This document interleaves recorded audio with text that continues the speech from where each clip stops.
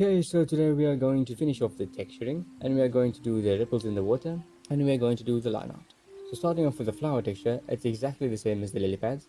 So basically you just copy and paste the textures and change their colors. And for the petals, all I did was I just made them a little brighter with the emission.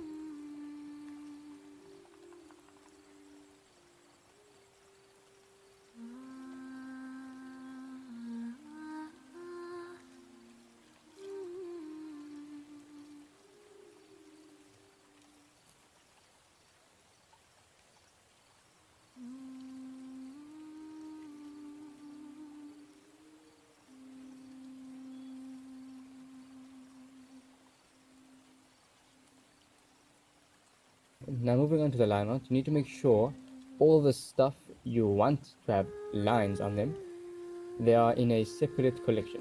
So select all of them and then press M, and then either make a new collection, but if you already have one you made, then choose that one, then they'll move into that collection. Now that everything's in the collection, you can summon in a blank grease pencil and go to the modify tab, bring in the line art modifier, and then select your collection that you either just made or you put all your objects into. And now as you can see, this line art is too big. So all we need to do is we just need to make it smaller. So I made mine around 4. And then you need to play around with the settings until you get what you want.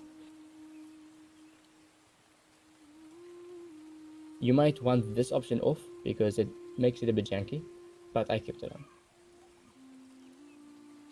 So then we make it smaller, and then we bring in another modifier, the dotted line one. That is so that we can have some separation in between the lines. And we just need to make the depth a bit higher so that it's not tiny dots, just a little bit of separation.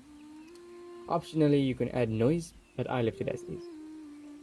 And there we go. Once we make our animation finished, we can bake the line art, because otherwise if you render Eevee without baking your line art, it might just crash Blender and you might have to restart it. So don't render it without baking the line art. Moving on, before we finish the tutorial, we are going to add the ripples around each object. So you can either make a texture for it, which I actually did a couple of times, but now I'm going to do something else. I'm going to duplicate the bottom of a lily pad and press P to separate it from the object, and then we are going to add a displace modifier and choose cloud or noise, and then make the displace coordinates on the Y or X axis. You don't want it to go up and down, you want it to go left or right. And then we are going to add another subdivision modifier under the displace. So one on top and one at the bottom, so that I can have some nice displacement, but also have nice and smooth displacement.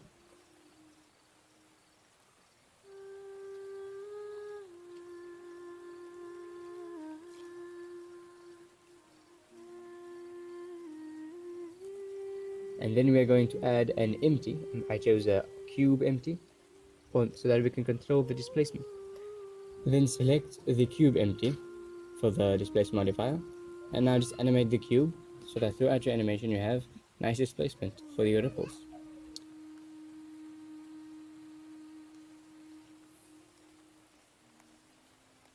And that's it for this tutorial. We finished all the texturing, we did the line art, and we did the ripples under each object.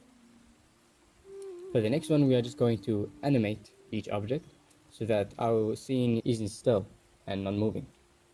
But that's it for today. Hope you enjoyed and hope you learned something. Alright, bye.